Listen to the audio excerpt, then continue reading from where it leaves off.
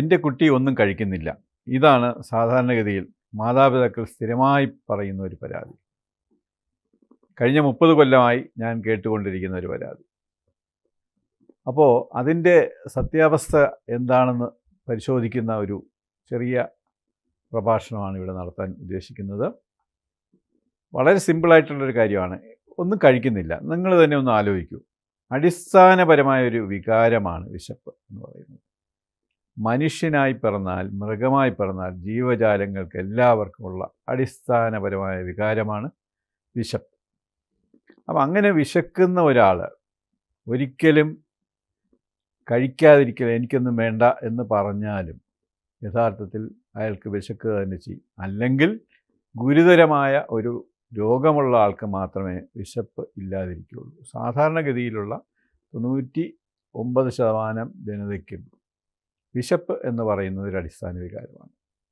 വിശന്നു കഴിഞ്ഞാൽ ആഹാരം ചോദിക്കുക, ആഹാരം യാചിക്കുക തുടങ്ങിയ കാര്യങ്ങളിലേക്ക് പോകും. അപ്പോൾ ഞാൻ പറഞ്ഞു വന്നത്, കുട്ടികളുടെ വിശപ്പ് എന്ന് പറയുന്നതിന് നമ്മൾ ഒന്ന് ഗൗരവമായി തന്നെ അപ്രോച്ച് ചെയ്യേണ്ടതായിട്ടുണ്ട്. എന്താണത്? അപ്പോൾ ഞാൻ നേരത്തെ പറഞ്ഞതുപോലെ അടിസ്ഥാനപരമായ ഒരു വികാരമാണ് വിശപ്പ്.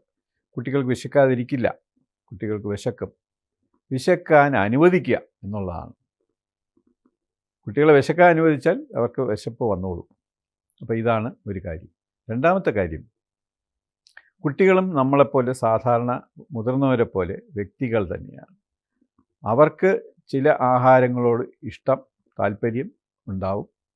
ചില ആഹാരങ്ങളോട് വെറുപ്പ്, വിദ്വേഷം, തീരെ ഇഷ്ടമില്ലാത്ത രീതിയിലുള്ള കാര്യങ്ങളൊക്കെ ഉണ്ടാവും. അപ്പം അങ്ങനെ നോക്കുമ്പോൾ അവർക്കെന്താണ് ഇഷ്ടം, അവർക്കെന്താണ് താല്പര്യം എന്നറിഞ്ഞ് ആഹാരം കൊടുക്കേണ്ടതായിട്ടുണ്ട്. അപ്പോൾ അതും ഒരു രണ്ടാമത്തെ കാര്യമാണ്.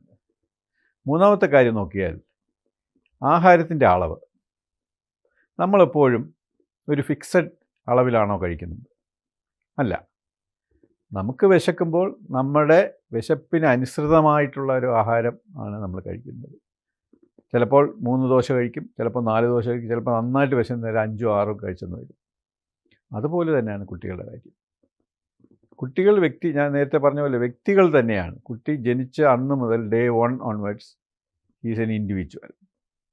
അപ്പോൾ അയാൾക്ക് കൊടുക്കാനുള്ള അയാളുടെ അളവ് അയാൾ തീരുമാനിക്കുക, അല്ല നമ്മളല്ല തീരുമാനിക്കേണ്ടത്. എല്ലാവരും മാതാപിതാക്കൾ ഒരു കുറുക്ക് എന്തെങ്കിലും കലക്കി ഒരു കപ്പ് നിറയെ കൊണ്ടുവന്നാൽ അത് നിറയെ കുടിക്കണം, അത്രയും തീർക്കണം, അല്ലെ അത് എംറ്റി ആക്കണം എന്നുള്ള ഒരു വാശിയോട് കൂടിയാണ് സാധാരണഗതിയിൽ കൊടുക്കുന്നത്. അങ്ങനെ ചെയ്യരുത്. അല്ല ഇത്രയും പോരല്ലോ, കുട്ടിക്ക് തികയില്ലല്ലോ, അതല്ല. അത് ആ പർട്ടിക്കുലർ സമയത്ത് കുട്ടിക്ക് തോന്നുന്ന അളവാണ് അളവ്. അപ്പോൾ ഏതാഹാരം എത്ര അളവിൽ കഴിക്കണമെന്ന് തീരുമാനിക്കും. നാലാമത്തെ കാര്യം, ഒരു അന്തരീക്ഷത്തിൽ നല്ലൊരു അന്തരീക്ഷം സൃഷ്ടിച്ചാൽ മാത്രമേ നമുക്ക് ആഹാരം കഴിക്കാൻ പറ്റുള്ളൂ. ഇപ്പോൾ നമ്മൾ അന്തരീക്ഷം അനുകൂലമല്ലാതിരിക്കുന്ന അന്തരീക്ഷം നമ്മൾ കഴിക്കാൻ താല്പര്യപ്പെടില്ല. ഇപ്പോൾ ഉദാഹരണത്തിന് കുറച്ച് ആൾക്കാർ കൂട്ടം കൂടി നിൽക്കുകയാണ്, അവിടെ ഇരുന്നുകൊണ്ട് നമുക്ക് ആഹാരം കഴിക്കാൻ എന്ന് പറഞ്ഞതുപോലെ ഒരു അന്തരീക്ഷം ഉണ്ടാക്കണം. ആ അന്തരീക്ഷം എന്ന് പറയുന്നത് പ്രധാനപ്പെട്ട ഒരു കാര്യമാണ്. അത് നമ്മളെല്ലാവരും ഒരുമിച്ചിരുന്ന് ഭക്ഷണം കഴിക്കുമ്പോഴാണ് ആ ഒരു അന്തരീക്ഷം ഉണ്ടാകുന്നത്. നിങ്ങൾക്ക് ഒരു 5 പേര് ഫാമിലിയിലുണ്ടെന്ന് കരുതുക. ഒരാൾക്ക് മാത്രമായിട്ട് ഫുഡ് കൊടുത്തിട്ട് ബാക്കി 4 പേര് പിന്നെ കഴിച്ചോളാം എന്ന് പറയുമ്പോൾ നമുക്ക് കഴിക്കാൻ തോന്നില്ല. അല്ലെങ്കിൽ വേറൊരു വീട്ടിൽ നമ്മൾ പോവുകയാണെങ്കിൽ പോലും ആതിഥേയനോട് കൂടി കഴിക്കാൻ നമ്മൾ ആവശ്യപ്പെടും. അല്ല അതിഥിക്ക് മാത്രമായിട്ട് സാധാരണ ആരും ഫുഡ് കൊടുക്കാറില്ല. ആതിഥേയൻ കൂടെ ഇരിക്കും. കാരണം ആ ഒരു അന്തരീക്ഷം സൃഷ്ടിക്കാനാണ്.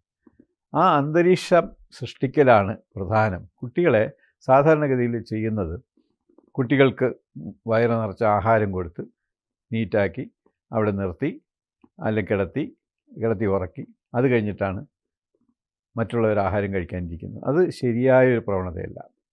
കുട്ടി കുറച്ച് നമ്മളോടൊപ്പം മുതിർന്ന് ഒരു വയസ്സൊക്കെ ആകുമ്പോൾ, അല്ലെങ്കിൽ ഒരു 8-10 മാസമാകുമ്പോൾ തന്നെ നമ്മളോടൊപ്പം ആഹാരം കൊടുക്കാനായിട്ട് ശ്രമിക്കുക.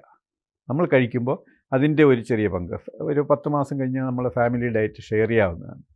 ചോറായാലും ദോശ ആയാലും മറ്റ് സാധനങ്ങൾ എന്ത് തന്നെയാണെങ്കിലും നമ്മൾ കഴിക്കുന്നതിൻ്റെ ഒരു പങ്ക് അവർക്ക് കൊടുക്കുക. അപ്പോൾ ഒരുമിച്ചിരുന്ന് ആഹാരം കഴിക്കുമ്പോൾ ഉള്ള ആ ഒരു ഇഫക്റ്റ് എന്ന് പറയുന്നത് വളരെ വലുതാണ്. ആഹാരത്തിന് വിശപ്പ് പോലെ അത് കഴിഞ്ഞാൽ അടുത്ത അന്തരീക്ഷം തന്നെയാണ്. നല്ലൊരു അന്തരീക്ഷം, മോശമായ അന്തരീക്ഷത്തിൽ നമ്മൾ കഴിക്കാത്തത് പോലെ തന്നെ കുട്ടികളുടെയും അന്തരീക്ഷം വെച്ചു. അതായത് അവർക്ക് മാത്രമായിട്ട് ആഹാരം കൊടുത്തിട്ട് പിന്നെ നമ്മൾ കഴിക്കുന്നത് ശരിയല്ല. അത് നമ്മളോടൊപ്പം ഇരുന്ന് ഒരുമിച്ചിരുന്ന് ആഹാരം കഴിക്കുന്ന ഒരു രീതി തന്നെ അവലംബിക്കേണ്ടതായിട്ടുണ്ട്. അത് വളരെയധികം നമ്മളെ സഹായിക്കും. അപ്പോൾ ഇത്രയും കാര്യങ്ങളാണ് പ്രധാനമായിട്ട് നമ്മൾ മനസ്സിലാക്കേണ്ടത്. വിശക്കാൻ അനുവദിക്കുക, ഒരുമിച്ചിരുന്ന് ആഹാരം കഴിക്കുക, ഇഷ്ടമുള്ള ആഹാരം കൊടുക്കുക, പിന്നെ അളവ്, ആ കുട്ടിയുടെ ആവശ്യത്തിനുള്ള അളവ്, അതായത് പിന്നെ ഫീഡിങ് ഓൺ ഡിമാൻഡ് അനുസരിച്ചിട്ട് മാത്രം ഫീഡ് ചെയ്യുക. ഇത്തരം കാര്യങ്ങൾ ശ്രദ്ധിച്ചു കഴിഞ്ഞാൽ ഒരളവ് വരെ നമ്മുടെ കുട്ടികളുടെ വിശപ്പില്ലായ്മ എന്ന് പറയുന്ന സ്ഥിരമായ പരാതിക്ക് ഒരു പരിഹാരം ആകും എന്നാണ് എനിക്ക് പറയാനുള്ളത്. എൻ്റെ എക്സ്പീരിയൻസ് കൊണ്ട് ഞാൻ പറയുകയാണ്. അത് തീർച്ചയായും കുട്ടികൾക്ക് അതൊരു ആശ്വാസകരമായ കാര്യമായിരിക്കും. കാരണം അവർക്ക് ഒരു സ്ട്രെസ് ഉണ്ടാവാൻ പാടില്ല. ആഹാര കാര്യത്തിൽ ഒരു സ്ട്രെസ് ഉണ്ടാകുന്നത് എപ്പോഴും നല്ലതല്ല. സ്ട്രെസ്ഫുൾ കണ്ടീഷനിൽ ഇരുന്ന് ആഹാരം കഴിക്കുക എന്ന് പറയുന്നത് അതിൽ പരം ഒരു മോശമായ കാര്യമില്ല. നമുക്ക് നല്ല എൻജോയ് ചെയ്താണ് നമ്മൾ ഭക്ഷണം കഴിക്കേണ്ടത്. എങ്കിലേ ദഹനേന്ദ്രിയങ്ങളും ഒക്കെ അതനുസരിച്ചിട്ട് പ്രവർത്തിക്കുകയുള്ളൂ. നമ്മുടെ പല സിസ്റ്റവും അതനുസരിച്ച് പ്രവർത്തിക്കുന്നതാണ്. അതുകൊണ്ട് കുട്ടികൾ ആഹാരം കഴിക്കാതിരിക്കുന്നതിൻ്റെ ഒരു പ്രധാന കാരണങ്ങൾ ഇത് തന്നെയാണ്. അത് ശ്രദ്ധിക്കണമെന്നാണ് എനിക്ക് പറയാനുള്ളത്. നമുക്ക് അടുത്തൊരു വിഷയത്തിൽ പിന്നെയും കാണാം. നമസ്കാരം.